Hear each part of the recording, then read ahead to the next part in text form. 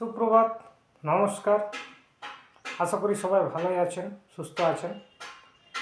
আজকে যে জিনিসটি নিয়ে আলোচনা করব সেটা হচ্ছে ভগবান শিবের 12 মন্ত্র।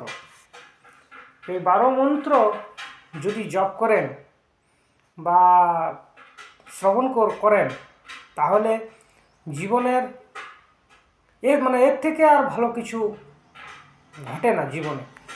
যদি ভগবান শিবের এই 12 মন্ত্র আপনি জপ করতে পারেন খুবই ভালো ফল পাবেন। জন্মকুণ্ডলিতে যদি খারাপ গ্রহের অবস্থান থাকে সব কিছু এই ভগবান শিবের মন্ত্র জপ করলে কেটে যাবে, এটা 100% বলতে পারি। তবে নিষ্ঠা সহকারে, ভক্তি সহকারে ভোলেনাথের আরাধনা করে এই মন্ত্র জপ করবেন 108 বার।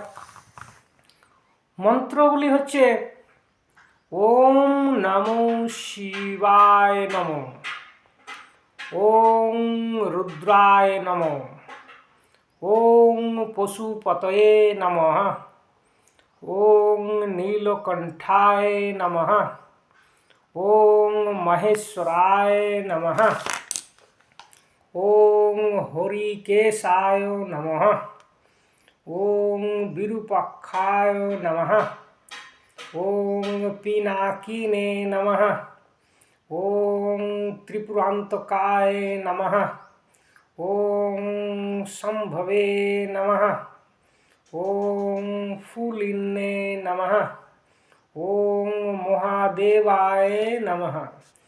এই 12 মন্ত্র আপনারা জপ করুন প্রতিদিন।